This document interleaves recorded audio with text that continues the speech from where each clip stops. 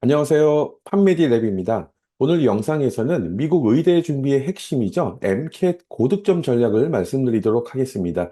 2025년 미국 의대 합격자의 평균 GPA가 3.81이었고, MCAT은 512점이었습니다. 그런데 같은 해 지원자의 전체 평균 MCAT이 506점, 차이가 겨우 이제 6점 정도밖에 안 된다는 거죠. 이 좁은 간격이 결국은 미국 의대에 대한 합격과 불합격을 가르고 있습니다. 더 놀라운 건 MCAT이 최상위 점수를 가졌던 지원자의 약 12%가 어느 의대에도 못 갔고 매년 약 100명 정도의 지원자들이 학부 GPA가 3.0도 안 되는데 합격하고 있다는 사실입니다.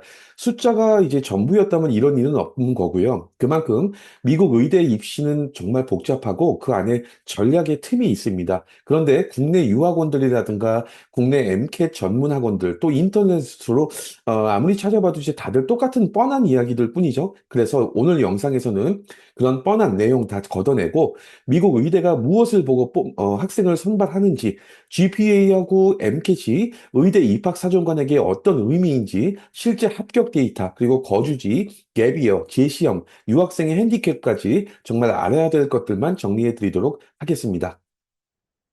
그럼 오늘 영상의 순서를 먼저 정리해 드릴게요. 첫 번째가 미국 의대는 과연 무엇을 보고 학생을 선발할까? 그리고 두 번째가 점수만으로는 알 수 없는 미국 의대 합격에 숨은 규칙이 있습니다. 그걸 말씀드리고 세 번째가 MCAT은 과연 어떤 시험이고 어떻게 공부해야 점수가 오를까요? 그리고 네 번째가 MCAT 내 영역별 공부하는 방법 그리고 판매드랩의 튜터링 프로그램 말씀드릴게요. 오늘 영상의 첫 번째 순서입니다. 이 순서에서는 미국 의대가 무엇을 보고 학생을 뽑는지, 그리고 GPA와 MCAT이 의대 입학사정관들에게 어떤 의미인지, 그리고 실제 합격 데이터로 점수에 따라서 합격률이 어떻게 달라지는지를 보여드리도록 하겠습니다. 미국 의대는 성적표만 보고 뽑지 않습니다. 두 가지를 함께 보는데 하나가 숫자인 GPA, MCAT 그리고 다른 하나가 경험입니다.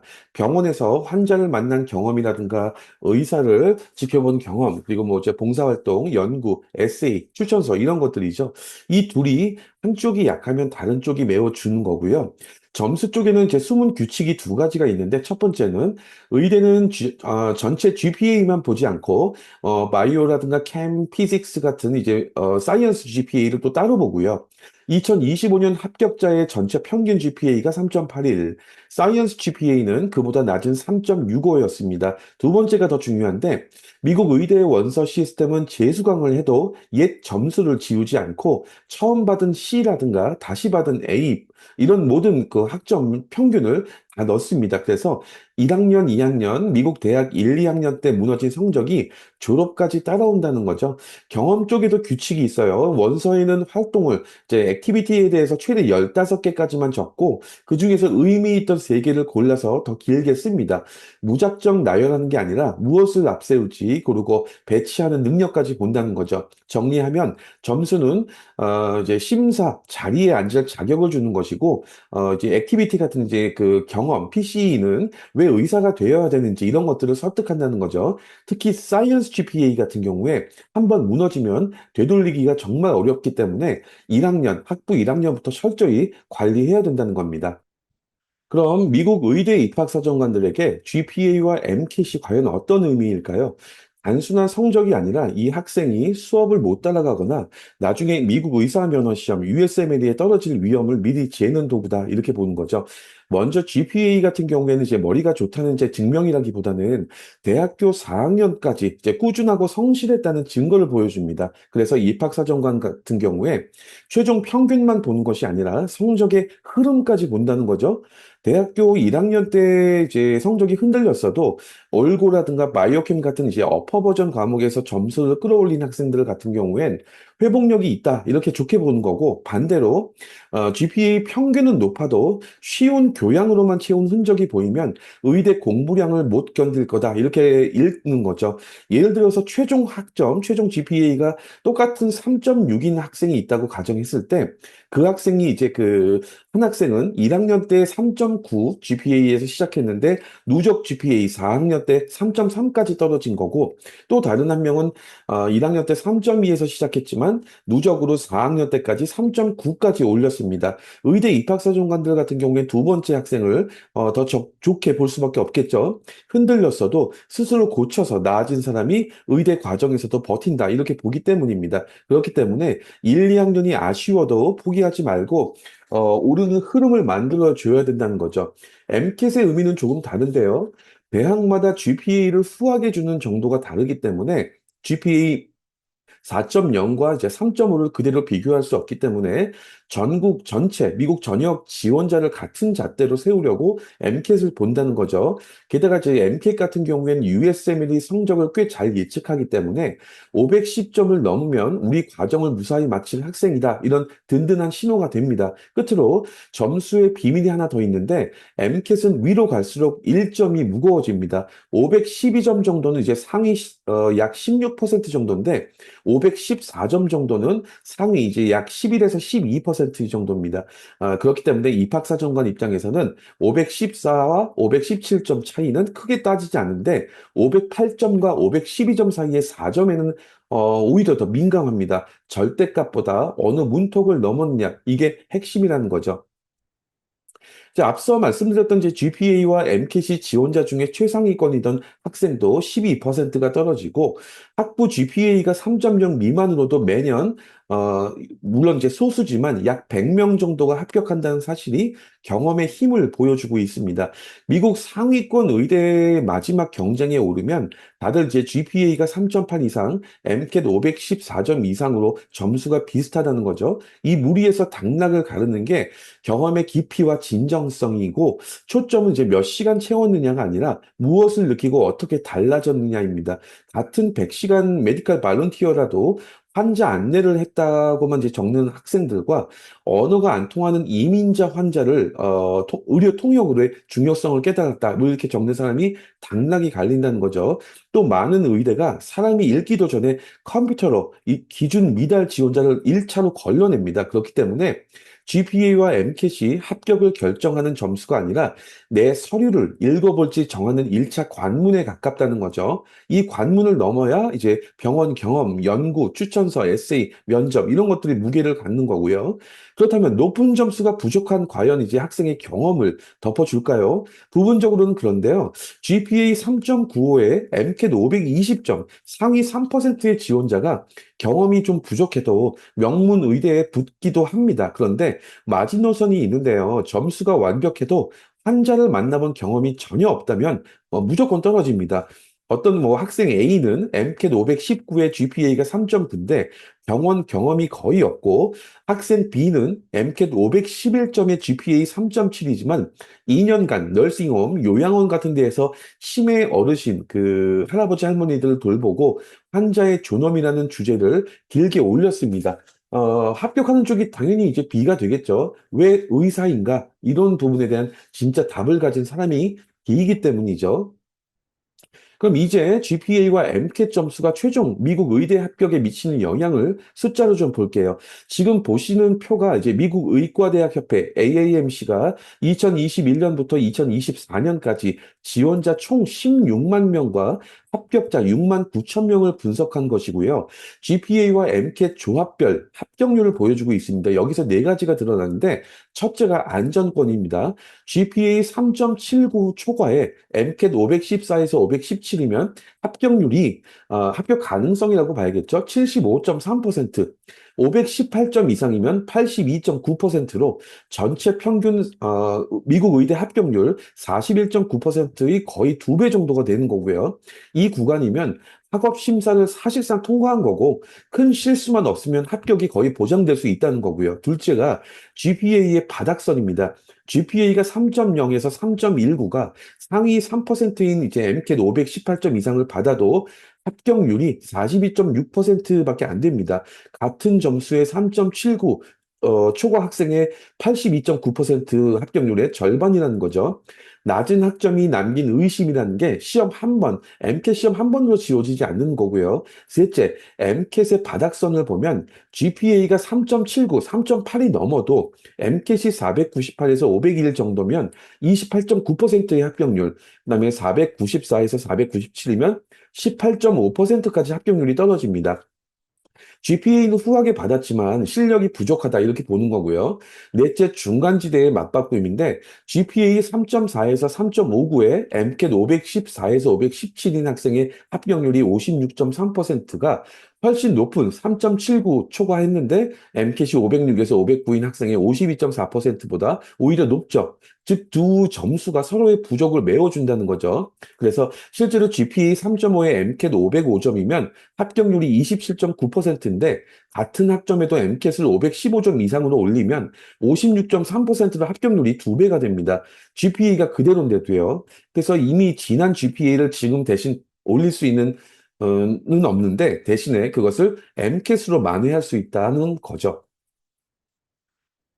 오늘 영상의 두 번째 순서입니다. 이번에는 이제 점수만으로는 알 수 없는 미국 의대 합격의 숨은 규칙들을 정리해 드릴게요. 어느 주에 사느냐가 합격을 어떻게 바꾸는지, 그리고 지원자 배경과 의대별 합격률에 어떤 함정이 숨어 있는지, MCAT은 왜 한 과목만 낮아도 위험한지, 그리고 재시험은 언제 봐야 하는지까지 한국 학생들이 가장 많이 놓치는 부분을 살펴보겠습니다. 학생들이 잘 모르는 첫 번째 숨은 규칙이 미국 어느 주에 사느냐가 합격을 바꿀 수 있다는 겁니다. 미국 주립의대 같은 경우에는 그 주에 세금으로 운영되기 때문에 자기 주의 학생들, 인스테이트보다 이제 다른 주 학생들보다 압도적으로 우대하죠. 2025년, 2026년 기준으로 해서 미국의 이제 22개 주립의대가 신입생의 90% 이상을 자기네 주 인스테이트 학생으로 채웠고, 텍사스 같은 경우에는 주법으로 다른 주 출신을 10% 이내로 묶어둡니다. 반면에 뭐 하버드, 스탠퍼드 같은 최상위 사립의대 같은 경우엔 인스테이트, 아웃 오브 스테이트 선 찾지 않고 무조건 골고루 뽑는다는 거죠. 이게 한국 유학생에겐 분명히 중요한 부분입니다. F1 비자 국제 학생들 같은 경우에 사실상 모든 주에서 아웃 오브 스테이트의 개념이죠. 그래서 주립의대에서는 크게 불리한 거고 거주지 효과가 없는 사립 위주로 전략을 짜는 게 좋다는 거죠. 캘리포니아 시민권자 같은 경우에는 자기 주에 주립의대에 강하게 지원할 수 있는데 같은 점수의 한국 유학생들 같은 경우엔 그 길이 막혀 있기 때문에 사립의대로 눈을 돌려야 된다는 겁니다. 그래서 지원할 의대 리스트를 짤 때 이 의대가 내 신분을 받는지, 나를 외부인으로 보는지 이것부터 확인해야 된다는 거죠. 두 번째 숨은 규칙은 이제 미국 의대 지원자 배경과 의대별 합격률의 함정인데요. AAMC 데이터를 보면 합격자 평균 점수가 인종이나 민족마다 다르고요. 아시아계 같은 경우에는 평균 MCAT이 514점, GPA 3.85로 모든 그룹에서 가장 높습니다. 즉, 이제 아시아계는 가장 높은 학업 장벽을 마주하고 그룹 간의 합격률 차이도 14.7% 정도까지 달합니다. 다만 이제 2023년 미국 대법원 판결로 인종을 입학에 직접 반영하는 관행이 금지돼 있기 때문에 흐름이 달라질 수 있고요. 그래서 또 한국계 학생들은 이제 그룹 평균이 가장 높다는 전제로 최소한 그 이상을 목표로 잡아야 됩니다. 의대별 합격률에도 함정이 있는데요.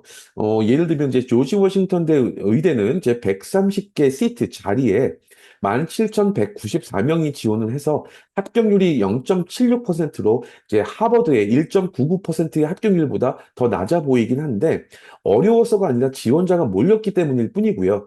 개별 의대 합격률이 평균 4.23%인데 한 사람이 평균 미국 의대는 보통 이제 15개에서 20개 가까이 지원을 하기 때문에 한 학생 기준으로 보면 44.5%까지 합격률이 올라갑니다. 그렇기 때문에 한 곳에 낮은 숫자에 겁먹지 말고 자기 점수에 맞는 15개에서 20개 정도를 리치, 타겟, 세이프로 나눠서 지원 의대를 리스트업하는 게 가장 핵심입니다. 명문만 쓰거나 안전한 곳만 쓰는 것 이런 것 둘 다 위험한 거고요. 특히 유학생 신분 입장에서는 유학생을 받아주는 미국의 약 45개의 의대 안에서만 짜야 되기 때문에 선택지가 훨씬 좁죠. 그래서 지원할 의대 목록은 무작정 많이 쓰는 게 아니라 내 점수와 신분에 맞게 균형 있게 배치하는 게 가장 중요한 전략입니다. 많은 학생들이 MCAT을 총점으로만 바라보고 있는데 미국 의대 입학사정관은 MCAT의 네 가지 섹션을 점수를 각각 검토합니다. 똑같은 총점이라도 한 과목이 푹 꺼져 있으면 평가가 완전히 달라질 수 있습니다. 예를 들어서 같은 이제 그 총점 512점이라도 네 가지 섹션이 128점씩 고른 학생하고 사이언스는 높은데 예를 들면 이제 카스 영역이 124점에 그친 학생은 전혀 다르게 보는 거죠. 카스 같은 경우에 이제 사이언스 지식이 아니라 글을 읽고 논리를 따지는 능력을 보는데 이게 환자의 모호한 설명을 해석하고 근거를 비판하는 의사의 사고하고 바로 연결되기 때문이죠. 그래서 많은 의대가 한 가지 섹션이라도 127점 아래면 총점이 평균에 닿아도 우려하면서 보고요. 전문가들도 이제 그 어느 섹션도 127점 아래로 내려가지 않게 하라 이렇게 기준선을 제시하고 있습니다. 재시험 데이터도 이런 것들을 뒷받침하는데요. 한 가지 섹션이 유독 낮으면 채워야 될 공백이 있다는 이런 신호라고 집중학습으로 가장 확실하게 오르고 반대로 모두 이제 고르게 높으면 더 올릴 여지가 작다는 거죠. 결국은 이제 강한 섹션을 1점 올리는 노력보다 약한 과목을 124점에서 127점으로 끌어올리는 편이 같은 총점 상승이라도 합격에 훨씬 유리하다는 겁니다.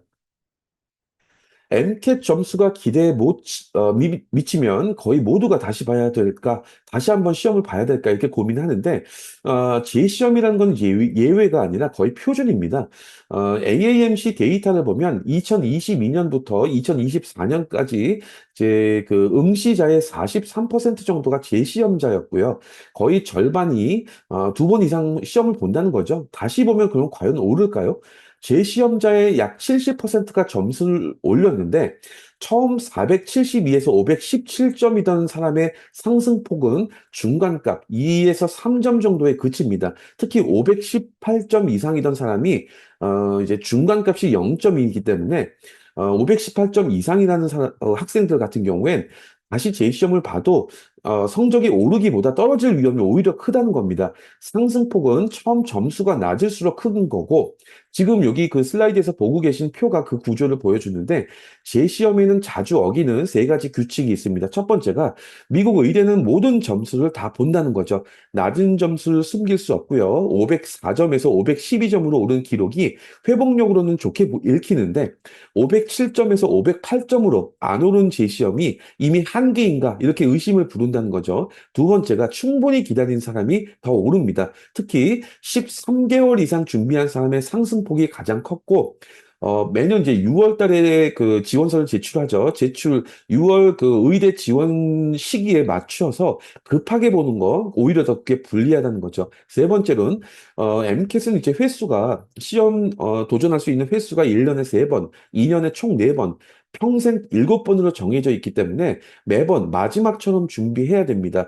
정리하면 결정 전에 그 세 가지를 스스로 물어봐야 되는데 준비 방식을 정말 바꿀 수 있는가? 지금 점수가 목표 의대 합격선에 한참 못 미치는지, 제대로 준비할 시간이 충분한지, 이 세 가지가 다 그렇다. 이러면 재시험은 좋은 선택인 거고, 하나라도 아니다. 이렇게 보면 차라리, 이제 메디컬 액티비티라든가 에세이 쪽에 시간을 쓰는 게 더 낫다는 겁니다. 오늘 영상의 세 번째입니다. 이번 순서에서는 MCAT이 정확히 어떤 시험이고 인지 정리해 드릴 거고, MCAT이 왜 어려운지, 그리고 학생들이 MCAT 시험 준비할 때 가장 어떤 실수를 많이 하는지, 그리고 제일 중요한 거죠. 어떻게 해야 점수가 오를지, 이 부분에 대해서 말씀드리도록 하겠습니다. 이제 MCAT은 외운 내용을 처음 보는 문제에 응용해서 푸는 시험이기 때문에 그냥 열심히 외운다고 점수가 절대 나오지 않습니다. 얼마나 특이하냐면 전체 MCAT 문제의 약 80%가 처음 보는 긴 글을 읽고 분석해서 푸는 문제고요. 단순히 아는지 묻는 문제는 20% 정도밖에 없습니다. 지식을 새로 상황에 써먹지 못하면 점수가 안 나온다는 거고요. 또 놀라운 건 이제 길인데 쉬는 시간까지 합쳐서 MCAT 시험 시간의 총 시간은 하루 동안 이제 7시간 30분이고 실제 푸는 시간, 문제 푸는 시간만 6시간 15분이기 때문에 집중력 그리고 체력을 함께 시험을 한다는 거죠. 총 시험은 이제 네 가지 영역 파트로 나눠지고 문제는 총 이제 230개고 각 파트가 무엇을 보는지 이렇게 지금 보시는 슬라이드에 표로 정리했습니다. 순서가 이제 케미칼, 피지컬 영역, 그다음에 카스 영역, 바이올로지컬, 바이오케미칼 영역, 그다음에 사이콜로지컬, 소셜 영역 순이고 파트마다 118에서 최대 132점을 받아서 더하면 최저 472점에서 최고 528점이 나옵니다. 딱 가운데가 이제 그 500점이 전체 응시자의 절반 지점이고요. 그렇다면 몇 점이 필요할까요? 의대 합격에. 실제 합격자들의 평균이 이제 511에서 512점이므로 응시자 상위 18% 안에 드는 점수고, 뭐 이제 하버드, 존스 홉킨스, 스탠퍼드 같은 미국 최상위 의대는 합격생 평균이 519에서 522점 정도입니다.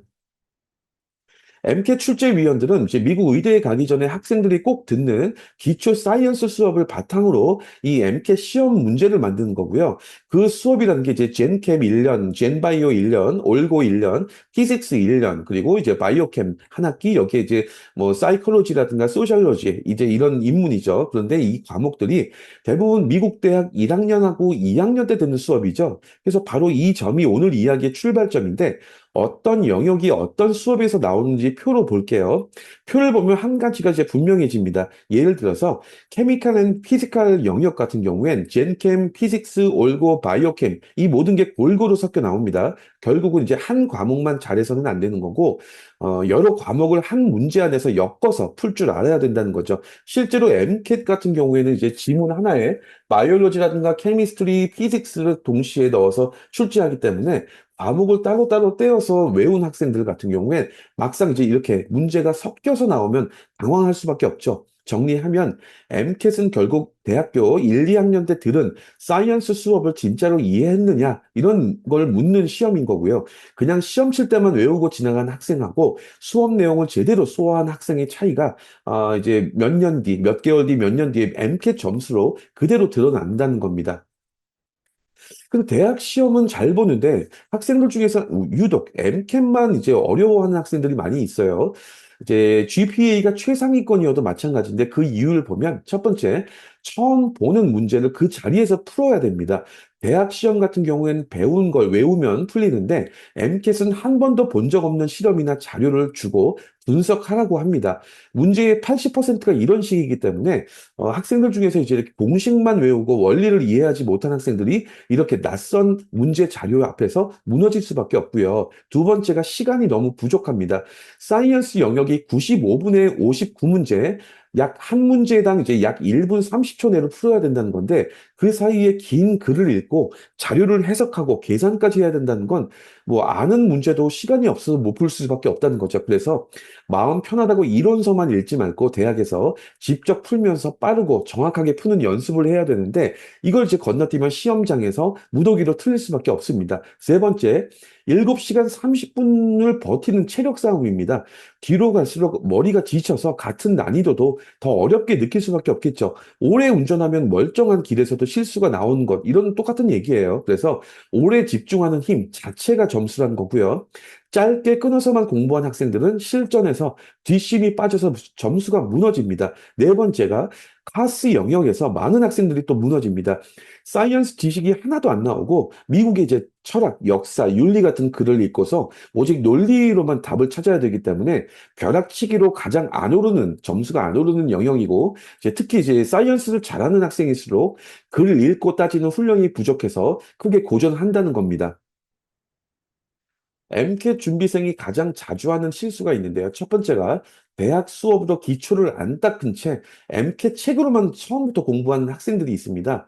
이게 문제죠. 올가닉 케미스트리라든가 바이오 케미스트리는 이제 뭐 예를 들면 대학에서 한 학기 이상 랩까지 익히는 이 내용인데 요약서라든가 이제 핵심 내용, 어떤 문제집 이런 것들만 갖고 몇 주 만에 우겨 넣는다고 이제 알 수가 없다는 거죠. 조금만 비틀고 함정 문제 같은 것들이 나오면 무너지기 때문에 처음부터 다시 하게 돼서 시간만 두 배로 쓸 수가 있습니다. 두 번째가 어렵다는, MCAT이 어렵다는 말에 1학년 끝나자마자 미리 MCAT 공부를 시작하려는 경우가 있는데 2학년 때 이수하게 될 이제 바이오 케미스트리라든가 피직스, 올가닉 케미스트리 이런 것들도 듣지도 않고 MCAT 공부를 하게 되면 당연히 이해가 안 될 수밖에 없고요. 좌절만 한다는 거죠. 게다가 또 함정이 있는데 점수 유효 기간입니다. 미국 의대 대부분이 3년, 일부 의대는 2년 안에 본 MCAT 점수만 인정하고 있습니다. 일찍 MCAT을 점수를 받아도 갭이어 때문에 한두 해 쉬었다 지원하면 또 점수가 만료돼서 다시 봐야 된다는 거고요. 세 번째가 기초도 약한데 벼락치기로 올리려는 학생들이 있어요. 자료를 보면 사이언스 수업을 탄탄히 들은 학생이 약 250에서 350시간 정도로 510점에서 515점을 받는데 기초가 약한 경우에는 같은 점수에 450에서 550시간 이상 넘게 듭니다. 그러면 이제 MCAT 준비도 과연 언제부터 시작하는 게 가장 좋을까요? 이제 이 학생들이 가장 많이 질문하는 건데, 이거는 이제 답은 3학년을 마치고 곧바로 의대를 지원할 학생인지, 아니면은, 의대 지원하지 않고 대학을 졸업한 이후에 갭이어를 두고 지원할지에 따라 달라집니다. 합격생들과 전문가들의 조언을 종합하면 이런데요. 곧바로 3학년 마치고 곧바로 의대로 지원할 학생들 같은 경우엔 3학년 봄, 이제 보통 3학년 2학기겠죠? 3월에서 5월 사이에 보는 게 가장 좋고요. 미국 의대 지원 시작 시점이 5월 초에 열리고 먼저 낸 사람부터 심사하기 때문에 롤링 어드미션이죠. 그래서 6월 초에 제출이 유리한데 그러려면 이제 MCAT 점수가 나오는데 한 달쯤 걸리기 때문에 늦어도 4월에는 봐야지 6월 접수에 맞춰 점수를 얻어서 이제 제출할 수 있죠. 거기다가 또 3학년 봄이면 바이오 케미스트리라든가 피직스 같은 이제 필수 과목도 거의 다 이수한 시점이기 때문에 내용이 생생해서 효율성이 좋죠. 갭이어를 가진 학생들 같은 경우에 3학년을 마친 여름방학이 가장 좋고요. 학기 중에는 이제 수업이나 리서치, 시험 공부 이런 것들이 많이 몰리는데 방학 때는 좀 아무래도 MCAT 하나에만 집중할 수 있다는 거죠. 어떤 프리리퀴짓, 필수 이수 과목도 대부분 들은 상태이기 때문에 새로 채울 부담도 적고요. 실제 공부 기록을 보면 갭이어의 시험을 본 학생들이 학기 중에 본 학생들보다 510점을 넘긴 비율이 약 10% 정도로 더 높고 515점 이상을 넘긴 비율이 약 1.5배 더 높았습니다. 특히 학점, GPA가 중간대인 학생들이 갭이어에 보면 평균 5점에서 7점 더 잘 본다는 거죠. 학기 중에 이제 리서치, 뭐 수업, MCAT이 이제 시간을 두고 굉장히 병행하기가 어렵다는 건데 갭이어에는 MCAT에만 집중할 수 있다는 거죠. MCAT 공부가 이제 300에서 400시간이면 된다는 말이 흔한데 정확한 데이터가 아니라 떠도는 말에 가깝고요. 실제 기록을 보면은 점수는 일정 구간에서 멈추기도 하고 너무 오래 하면 또 오히려 더 떨어집니다. 그렇기 때문에 남들 하는 시간이 아니라 내 시작 시점 점수에 맞춰야 되는 거고요. 연습 시험 점수를 기준으로 보면 지금 510점 이상이면 2개월에서 3개월 동안 250에서 350시간, 504점에서 509점 정도면 3개월에서 4개월, 300에서 400시간 정도, 495점에서 503점 정도 수준이면 4개월에서 5개월 이상, 400에서 450시간, 495점 미만이면 5, 6개월 이상의 450에서 550점, 550시간 이상을 넘게 필요로 합니다. 점수를 3, 4점 올리는데 약 30에서 40시간이 든다는 얘기죠. 결국 이제 시작 점수가 높으면 적게, 그다음에 기초가 약하면 훨씬 많이 필요하기 때문에 몇 시간이 아니라 지금 내 점수가 먼저라는 겁니다. 여기에 함정이 또 있는데 첫 번째가 시간 착각입니다. 학생들이 이제 공부 시간을 30에서 50% 부풀려 기억하고 하루 종일 했다고 생각하는데 실제 집중은 3, 4시간 정도가 경우가 많기 때문에 이제 책상에 앉아 있던 시간이 아니라 집중한 시간만 정직하게 세어봐야 됩니다. 두 번째, 공부를 너무 많이 해도 안 됩니다. 600에서 650시간을 넘기면 지치고 같은 내용을 비효율적으로 반복하기 때문에 오히려 점수가 떨어질 수가 있다는 겁니다. 그래서 결국은 핵심은 얼마나 많이가 아니라 얼마나 제대로 공부하느냐고요. 시험으로 이제 시작점을 확인하고 약한 파트에 시간을 좀 더 쓰고 집중한 시간만 정직하게 기록해서 모의고사가 502, 506, 510점 이렇게 오르는지 확인하는 게 가장 빠르다는 겁니다. 또 MCAT은 오랜 기간 직접 풀어보는 준비가 필요한데 많은 학생들이 방학 동안 두세 달 동안 한국 같은 경우에 이제 국내 MCAT 학원 속성반 같은 것들로 끝내보려고 하는데요.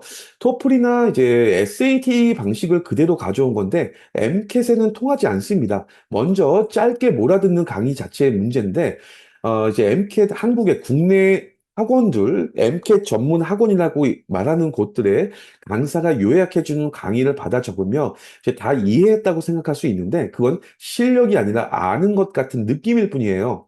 인간의 뇌가 이제 한 번 들은 내용의 약 70%를 하루 만에 잊어버립니다. MCAT은 스스로 풀어야 하는 시험이기 때문에 진짜 점수는 강의가 아니라 직접 풀고 틀린 이유를 분석하는 시간에서 나온다는 거죠.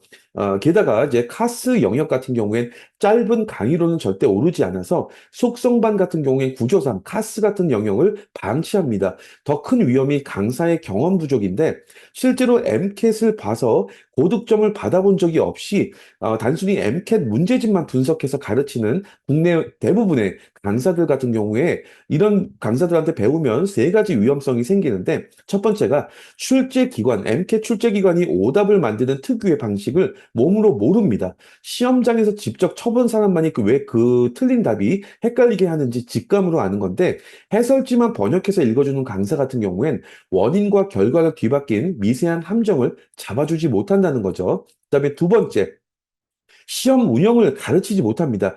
MCAT 고득점을 하려면 안 풀리는 문제는 과감하게 찍고 선택과 집중하고 넘어가야 되는데 경험 없는 강사 같은 경우에 완벽하게 다 해석하라 이런 뭐 이제 비현실적인 말만 할 수 있다는 거죠. 7시간 30분의 체력 배분, 그다음에 속도 조절 이런 것들은 문제집 분석만으로는 배울 수가 없는 거고요. 세 번째, 카스 영역에서 나오는 이제 서양의 철학, 역사, 윤리 배경을 잘 모릅니다. 그래서 카스를 수능 영어 독해처럼 단어하고 문법만 따지게 가르치는데 카스는 이제 글쓴이의 속마음, 태도까지 읽어내는 논리 시험이죠. 그래서 번역식으로 익힌 학생은 90분의 지문 9개 다 못 풀고 무너질 수밖에 없습니다. 그럼 오늘 영상의 네 번째 순서입니다. 이번 마지막 순서에서는 MCAT의 네 가지 영역에 대해서 구체적으로 어떻게 공부하는지를 알려드릴 거고요. 그리고 이 MCAT 준비에 대해서 판매드랩에서는 어떻게 도와드리는지 판매드랩의 MCAT 튜터링 프로그램을 공부법과 연결해서 설명드릴게요. MCAT을 준비하는 학생들이 가장 많이 하는 실수가 네 파트, 네 가지 영역을 똑같은 방법으로 공부하는 건데요. 그런데 네 가지 영역은 성격이 완전히 달라서 한 가지 방법으로 다 잡으려고 하면 어느 하나는 반드시 무너질 수밖에 없습니다. 어떤 파트는 외워서 오르는 거고 어떤 파트는 외워서는 절대 안 오른다는 거죠. 그렇기 때문에 파트마다 다른 무기를 써야 되고요. 먼저 전체 그림을 표로 보면 이 표에서 이제 시간 배분의 원칙이 나오죠. 가장 어렵고 오래 걸리는 카스 영역하고 내가 유독 약한 파트에 시간을 더 써야 된다는 거고요. 이제 반대로 사이클로지컬 소셜 영역은 외우면 빨리 오르기 때문에 너무 일찍 많은 시간을 쏟기보다 마무리 시기에 집중하는 편이 더 효율적이라는 겁니다. 가장 중요한 그런 카스 영역을 먼저 볼게요. 이제 카스 영역은 점수를 가장 많이 올릴 수 있는 곳입니다. 오히려 네 가지 파트 중에서 사이언스 지식이 하나도 안 나오는 유일한 파트인데 철학, 역사, 예술, 윤리 같은 글을 읽고 오직 논리로만 답을 찾는 거예요. 벼락치기로는 가장 안 오르는데 훈련하면 가장 안정적으로 오를 수 있고 한국 학생이 가장 약해서 끌어올릴 여지도 가장 크다는 거죠. 역설적으로.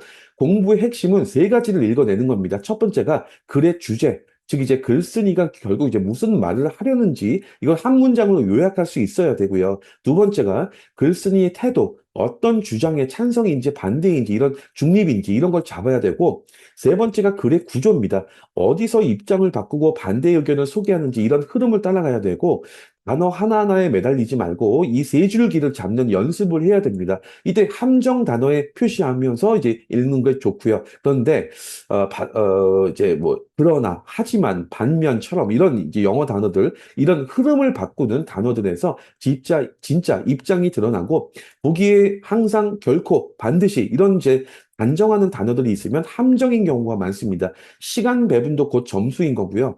90분의 지문 9개, 한 지문에 뭐 약 이제 10분 정도인데 안 풀린다고 15분씩 붙들게 되면 다음 지문을 통째로 놓칠 수가 있죠. 그래서 막히면 일단 답을 고르고 넘어갔다가 시간이 남으면 다시 돌아오는 연습 이런 것들이 필요합니다. 이제 무엇보다 매일 읽는 어떤 글들을 읽는 습관이 가장 강력한 거고요. 며칠 몰아서는 안 오르기 때문에 매일 철학이나 이제 역사, 예술, 비평 이런 낯선 영어 글들, 기사들 이런 것들을 읽고 요지를 한 문장으로 정리하는 훈련을 몇 달 동안 아니면 1년 이상을 이어나가는 게 유리하죠. 두 번째는 이제 케미칼 앤 피지컬 영역입니다. 흔한 착각이 있는데 공식만 많이 외우면 된다 이렇게 생각하는 학생들이 생각보다 많아요. 이 파트는 외운 공식이 아니라 처음 보는 실험이라든가 그래프를 주고 원리를 설명해라 이렇게 얘기합니다. 그래서 공식보다 왜 그 공식이 그런지 뭐 이런 것들 이해가 먼저인 거죠. 원리를 이해한 학생들은 이제 처음 보는 자료도 잘 푸는데 공식만 외운 학생들은 조금만 비틀거나 이제 그 함정을 만들어도 무너질 수밖에 없어요. 그래서 핵심은 자료, 그리고 이제 그래프에 대한 해석인데요.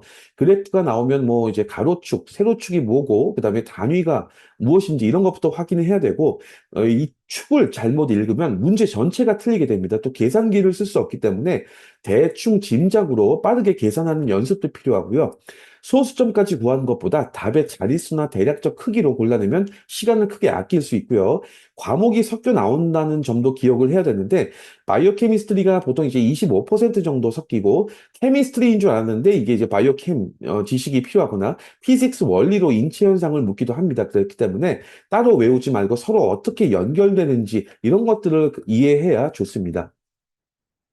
세 번째는 바이오로지컬 바이오케미칼 영역이에요. 지문이 가장 많고 이제 실제 생명과학 논문의 실험 자료가 거의 그대로 나오기 때문에 이제 바이올로지 개념 암기로만으로는 부족하고 실험 자료를 읽는 법을 따로 익혀야 됩니다. 실험 지문은 세 가지를 잡으며 읽는 게 좋은데 첫 번째가 이 실험이 무엇을 알아보려는 것인가? 두 번째가 비교 기준이 이제 대조군이 뭔가? 그다음에 세 번째가 결과가 처음에 이제 예상을 뒷받침하는 건가? 이 세 가지만 잡으면 복잡한 실험도 큰 줄기가 보이기 때문에 낯선 뭐 이제 단백질이나 유전자 이름 뭐 이런 것들에 겁먹지 않습니다. 핵심 주제도 이제 다져두는 게 좋은데 대사 과정이라든가 어떤 효소, 작동 방식, 유전 정보 이런 전달 과정 이런 것들이 반복해서 나오기 때문에 확실히 이해해 두면 나중에 이제 지문 해석이 더 빨라질 수밖에 없죠. 무엇보다 제 연습량이 제일 중요합니다. 빠르게 읽는 게 이제 익숙함의 문제이기 때문에 AAMC 그 프랩 사이트 같은 이제 공식 문제로 실험 지문을 많이 풀고 이 자료 보는 눈을 길러야 된다는 겁니다.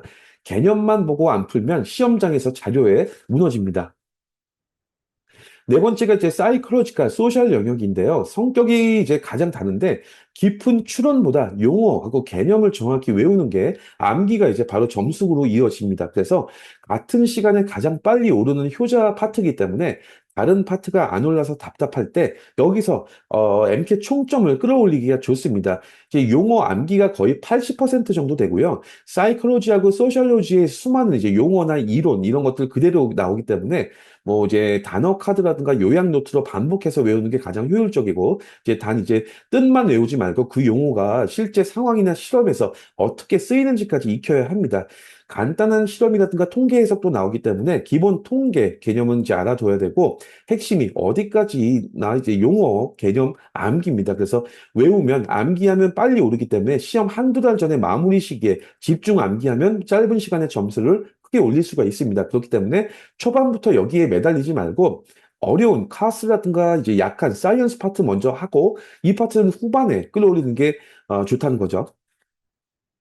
지금까지 MCAT의 영역별 학습법을 정리해 드렸는데 방법을 아는 것하고 혼자 실행하는 것도 다르죠. 많은 학생들이 방법은 알면서도 점수가 이제 정체되고 오르지가 않습니다. 그 이유를 보면 첫 번째가 내 약점을 혼자서 객관적으로 보기가 어렵다는 거죠. 왜 틀리는지 정작 내가 가장 모르는데 이제 그냥 실수로 넘겨도 사실은 특정 유형에서 반복해서 무너지고 있다는 겁니다.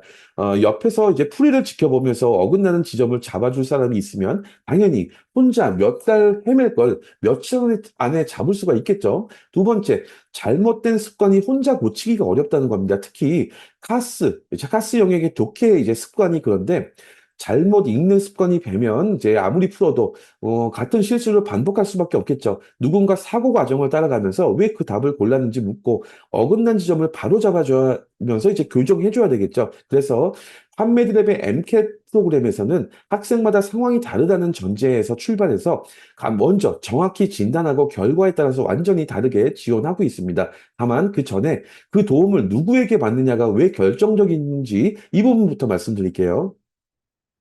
이전 슬라이드에서 이제 단순히 MCAT 문제집만 분석해서 가르치는 국내 MCAT 학원 강사에게 배우면 위험하다고 말씀드렸죠. 무엇으로 배우느냐만큼 누구에게 배우느냐, 이것도 굉장히 중요한데요. 이게 판메디랩과 일반적인 국내 MCAT 학원의 가장 큰 차이점입니다.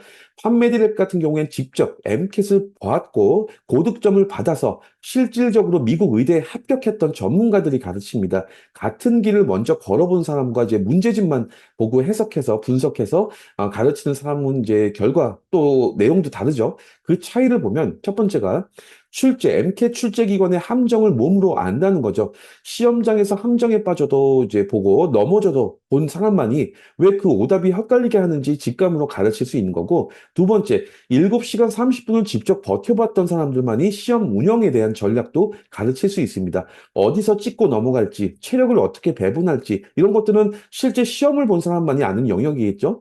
셋째, 미국 지원자로서, 의대 지원자로서 카스를 직접 뚫어봤다는 거죠. 그래서 카스는 수능식 독해가 아니라 논리 시험으로 이제 서양의 철학, 역사, 윤리, 맥락 이런 것들을 익히면서 점수를 올려본 경험이 있는 그대로 가르쳐 준다는 거죠. 넷째, MCAT만이 아니라 미국 의대 입시를 전체적으로 직접 통과했기 때문에 이 점수가 합격에서 어떤 의미인지, 지금 무엇에 집중해야 되는지까지 더 큰 그림 안에서 거시적으로 알려줄 수 있다는 겁니다.